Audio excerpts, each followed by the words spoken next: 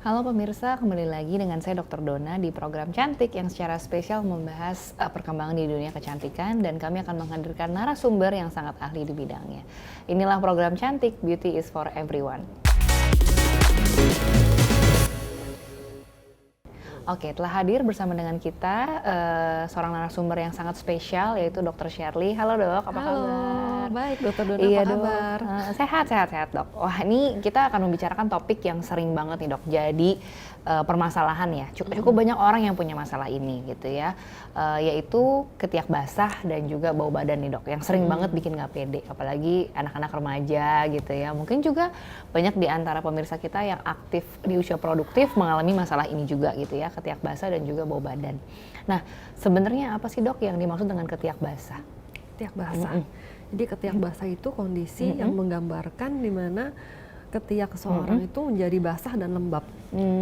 Gitu. Basah dan lembab ya Dok ya. Biasanya ketiak yang basah itu normal ketika seseorang melakukan aktivitas berat, olahraga, exercise, atau kena suhu panas, atau ketika seorang merasa stres atau gugup, itu normal-normal aja. Gitu.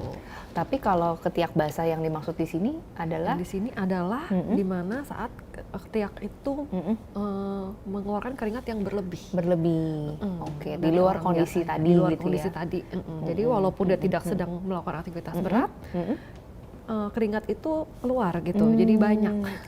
Keluar lebih banyak. Keluar lebih gitu banyak. ya. Jadi ketiak basah itu kondisi memang keringatnya produksinya lebih banyak ya Dok ya. Lebih banyak. Oke, tanpa tadinya ada faktor-faktor yang tadi dokter bilang tadi itu ya. Jadi dalam ruangan aja tetap bisa ya Dok ya berarti ya. Bisa mengeluarkan keringat banyak.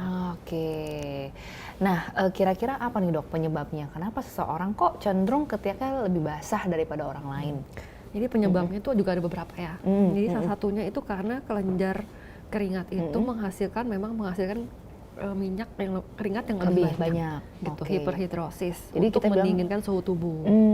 Jadi genetik gitu ya Dok ya, bisa karena juga. Emang suhu tubuhnya mungkin panas, terlalu panas ya, jadi dia mengeluarkan keringat sendiri. Atau bisa juga karena Stres juga bisa. Perasaan emosional yang nggak menentu. Bisa juga karena suhu panas. Oh, jadi suhu sekitar lingkungan panas juga. Bisa juga gitu. Atau bisa juga karena gugup ya, grogi. Jadi ada stres emosional gitu ya. Gitu. Oke. Kalau hormon kira-kira pengaruh nggak Dok? Hormon juga bisa pengaruh. Jadi masa puber seorang usia belasan tahun, biasanya hormon kan lagi meningkat tuh. Nah itu juga mempengaruhi kelenjar keringat, mengeluarkan keringat lebih banyak. Oke. Gitu. Puber juga. Nah, bagaimana dengan kalau misalnya masuk dalam usia-usia menopause Dok? Apakah juga bisa tuh berubah kondisinya jadi lebih cenderung berkeringat? Bisa juga. Bisa juga ya. Jadi faktor hormonal tuh lumayan cukup tinggi ya perannya ya Dok ya. Oke, wah tadi faktor-faktornya cukup banyak ya. Ada hormon, ada genetik juga, terus baru faktor-faktor eksternal ya Dok ya. Iya. Gitu. Nah, kira-kira nih Dok, sebenarnya kan ketiak basah sama bau badan. Nah, ini tuh hal yang sama nggak sih? Atau saling berkaitan sebenarnya? Atau sebenarnya dua hal yang berbeda? Sebenarnya ketiak basah dan bau badan itu berbeda ya. Jadi kalau ketiak basah itu seseorang yang punya ketiak basah belum tentu dia ada bau badan. Belum tentu nih. Jadi ketiaknya bisa basah tapi belum tentu bau badan belum gitu tentu ya. dia bau badan, hanya basah aja. Tapi kan kalau basah pun seseorang kalau ketiaknya basah, bajunya basah kan malu ya. Iya, benar. Biasanya masalahnya adalah masalah itu ya Dok ya. Malu. Nggak percaya Walaupun diri dia nggak jadinya. bau, tapi kan tetap aja malu ya karena bajunya basah. Betul. Terutama di bagian ketiak biasanya. Oke. Gitu. Jadi itu berbeda. Nah kalau bau badan itu berakibat dari bakteri. Jadi karena ada bakteri, di mana ada keringat dan ada bakteri. Itu yang menyebabkan bau badan. Itu yang menyebabkan bau badan. Tapi berarti sebenarnya orang yang berkeringat berlebihan juga bisa dong Dok ya mengalami bau badan berarti. Bisa ya. Tapi belum tentu selalu bersamaan ya. Jadi bisa aja ada orang yang ketiknya basah tapi nggak bau. Tapi memang keringat yang berlebih itu juga jadi salah satu faktor sebenarnya ya untuk menyebabkan bau badan. Seperti itu pemirsa ya. Jadi ternyata ada dua nih sebenarnya, ketiak basah dan juga bau badan. Nah, kalau dari cara mekanismenya tuh gimana tuh Dok? Kok bisa ya terbentuk bau badan? Pada sebagian orang keringetan. Tapi pada sebagian orang kok jadi muncul bau badan gitu. Iya. Nah, mekanisme kira-kira seperti apa? Jadi di tubuh kita tuh ada kelenjar keringat, ya, ada ekrin sama apokrin. Ada 2 tipe Ada ya, 2. ekrin sama apokrin. Jadi kalau yang ekrin itu ada di seluruh tubuh, itu kelenjar keringat yang biasa. Misalkan suhu panas kan kita pasti keringatan, Ya, telapak tangan, tangan atau juga ya. dimanapun lah, kalau panas kan pasti satu badan basah, Iya, tuh, basah, keringatan. betul. Itu kelenjar keringat yang biasa mengeluarkan keringat. Nah, kalau yang apokrin ini terutama letaknya ada di bagian tubuh yang terdapat kelenjar rambut juga. Itu contohnya di ketiak, di selangkangan. Di selangkangan juga. Ya, yang kelenjar rambutnya juga ada, jadi kelenjar apokrinnya juga banyak di situ. Banyak. Jadi dibayangkan dari daerah lipatan ya dok ya, berarti ya. Lipatan. Nah itu biasanya dia selain keringat dia juga menghasilkan lipid. Dan protein lemak juga, ya, protein juga. Dan di mana lemak dan protein itu makanan bagi si bakteri. Jadi bakteri itu makin seneng tuh di situ. Makin seneng di situ, tumbuh di situ. Karena ada makanannya. Ya, makanya menimbulkan bau yang kurang sedap. Gitu. Oke, akibat daripada aktivitas si bakteri tadi ya dok ya. Oke, jadi itu yang menimbulkan bau tidak sedap ya dok. Waduh, itu tadi ternyata sepanjang itu ya prosesnya ya dok ya, sampai menimbulkan bau badan. Nah, sebenarnya kalau seperti itu berarti ada juga dong faktor-faktor yang bisa memperberat munculnya dari bau badan dong dok ya sebenarnya ya. Kalau seperti itu berarti. Jadi bisa berkeringat kan, bisa juga bau badan. Nah, kira-kira apa tuh dok faktor yang bisa memperberatnya kira-kira? Bau badan ya biasanya dari makanan juga bisa. Jadi tergantung pribadi masing-masing ya. Pribadi masing-masing. Biasanya kan kita suka beda orang, beda ras, biasanya juga bau badannya juga berbeda. Iya, benar, betul. Bener juga itu. Bukannya rasis, tapi emang seperti itu ya. Jadi kalau yang makanannya, misalkan makanan tergantung makanannya apa, yang biasa budayanya suka makan makanan tertentu, biasa mereka memiliki bau badan yang serupa. Iya benar-benar. Apalagi yang bawang-bawangan ya dok ya, bawang-bawangan, rempah-rempah tuh biasanya. Ya, rempah-rempah. Atau apapun sih sebenarnya, makan apapun, bau badannya tuh khas gitu. Ya, khas. Ngikutin makan apa. Makan apa yang sering.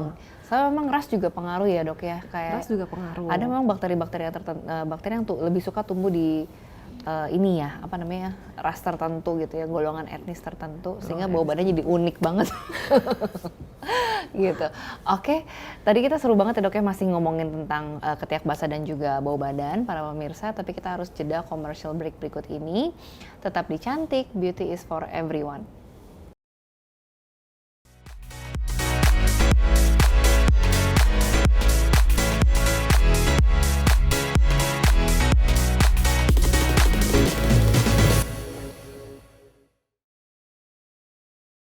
Oke pemirsa, kembali lagi di program Cantik bersama dengan saya Dr. Dolan dan juga Dr. Shirley. Tadi kita sudah membahas mengenai ketiak basah dan bau badan ya dok ya.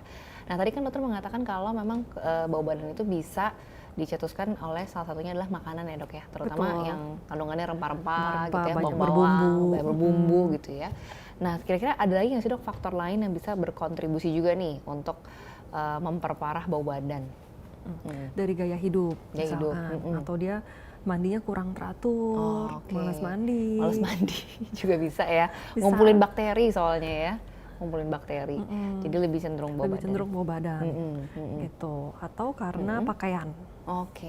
Pakaiannya mungkin pemilihan pakaian yang tidak bisa menyerap keringat. Gitu. Bahan-bahannya yang kurang menyerap. Atau bahan-bahan sintetis. Misalkan bahan-bahan kulit sintetis yang itu kan jadi keringatnya tuh tidak terserap dengan baik. Jadi mengumpul di situ bakteri udah deh. Iya benar. Jadi bahan-bahan yang emang cenderung bikin berkeringat, mudah berkeringat dan tidak menyerap keringat juga ya. Kemudian kira-kira apa lagi dok yang bisa nyebabin memperparah selain tadi itu? Keringat, kurang kebersihan gitu ya. Kurang bersih. Gitu sih paling pola hidup. Pola hidup juga ya. Jadi itu tadi yang bisa nyebabin. Nah kalau mencegahnya nih dok gimana? Mencegahnya tentu saja dengan mandi secara teratur. Udah pasti. Jadi jangan malas mandi ya. Supaya bersih terus kan. Kan kalau mandi otomatis bakterinya juga kita bersihkan. Mengurangi bakteri yang ada di situ. Mengurangi deposit dan juga bakteri. Jadi bakteri. Bau badan pun berkurang. gitu. Itu mandi, itu pemilihan pakaian yang tepat. Kalau emang cenderung memiliki keringat berlebih, sebaiknya pakaiannya juga yang bisa menyerap keringat. Oke, bahan-bahan apa tuh dok yang bisa menyerap? Jangan yang terlalu ketat juga, biasanya bahan-bahan cotton, seperti itu. Atau jangan yang terlalu ketat juga gitu, terlalu ngepres juga pakaiannya. Jadi yang lebih longgar, bahannya yang menyerap lebih adem keringat. jadinya. Jadi sirkulasi udaranya lebih lancar. Betul. Gitu ya dok ya. Oke, terus selain itu kalau misalnya pemakaian produk gimana dok? Kalau pemakaian produk biasa kan kita suka pakai deodoran yang ada di iklan-iklan. Iya, deodoran sih ya, bener banyak. Tapi yang banyak itu kan deodoran ya. Tapi kenapa ya dok, problemnya sering kali ada juga orang yang pakai deodoran itu malah jadi makin semerbak baunya. Nyampur nih antara bau badan sama bau deodorannya. Bau keringatnya. Bau keringatnya gitu kan. Ya kan, jadi malah bikin tambah nggak nyaman sebenarnya, baunya makin nggak sedap gitu. Karena deodoran itu kan berfungsi untuk mengurangi bau ya. Dia mengurangi bau pada ketiak. Jadi deodoran itu kan ada wanginya juga, ada harumnya. Ada wewangian. Ada wewangiannya juga. Jadi dia mengurangi bau fungsinya. Nah kalau seseorang itu memiliki keringat yang berlebih dengan deodoran, otomatis keringatnya itu tercampur dengan bau pada deodoran. Gitu. Bau keringatnya kan kalau emang dia ada keringat berlebih dan dicampur dengan bau deodoran, makanya wanginya jadi nggak karu-karuan tuh. Oh, nyampur jadinya antara bau sama wangi. Jadi malah makin nggak enak ya dok ya, sering malah kali kadang gitu. makin nggak enak, jadi aneh. Iya benar. Jadi berarti sebenarnya deodoran itu tidak mengkontrol produksi keringat. Iya, produksi kelenjar keringat tetap ada. Tetap ada. Jadi deodoran hanya membantu untuk mengurangi bau. Tapi kan kalau kita kena panas terus-menerus, emang kelenjar keringatnya memang menghasilkan keringat yang banyak, deodoran tuh jadinya kurang berefek ya. Kurang berefek jadinya. Oke. Kalau seperti itu kira-kira produk apa dok? Kalau seperti itu biasanya bisa digunakan antiperspiran. Oh, antiperspiran. Gitu. Jadi ada 2 produk nih ya sebenarnya. Ada 2 produk. Bisa dengan fungsi yang berbeda. Fungsi berbeda. Nah, kalau antiperspiran tuh fungsinya apa dok? Antiperspiran biasa fungsinya dia untuk mengurangi kelenjar keringatnya, memproduksi keringatnya. Jadi lebih kering. Lebih kering. Jadi lebih kering.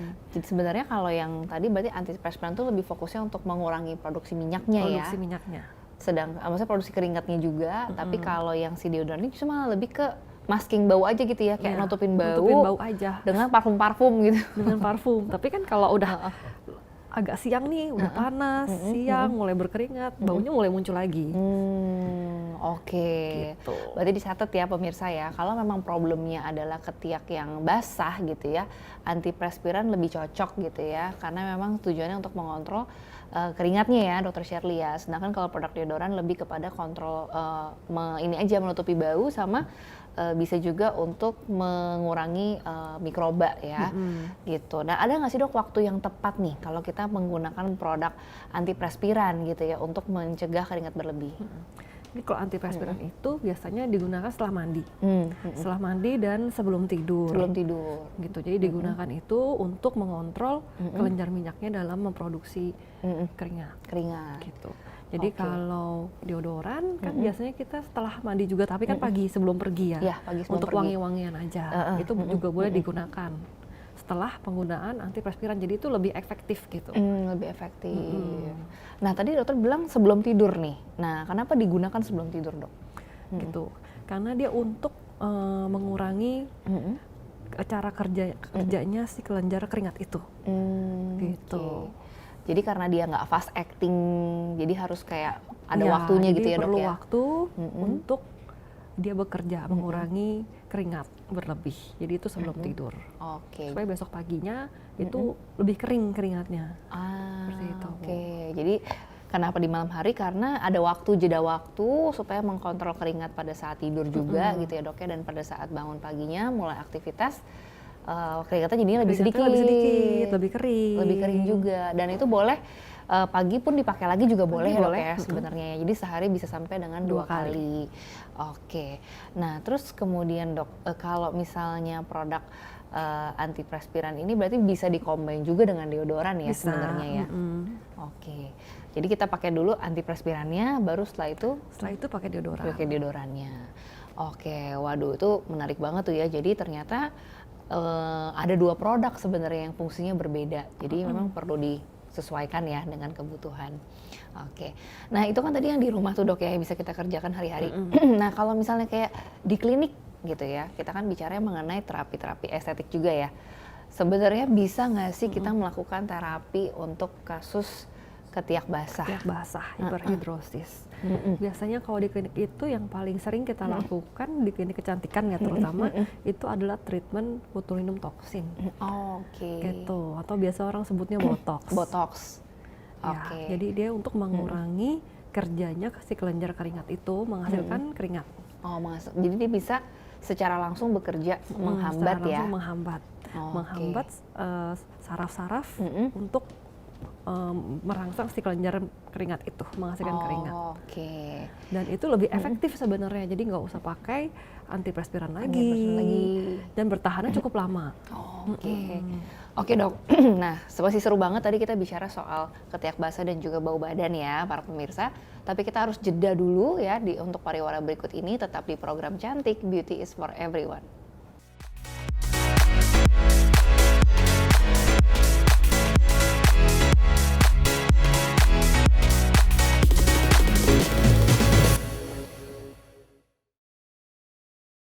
Oke, baik pemirsa, kembali lagi di program Cantik. Kita sudah ngobrol-ngobrol seru nih ya dengan Dr. Shirley mengenai bau badan dan juga ketiak basah ya Dok ya, yang tentunya bikin gak pede.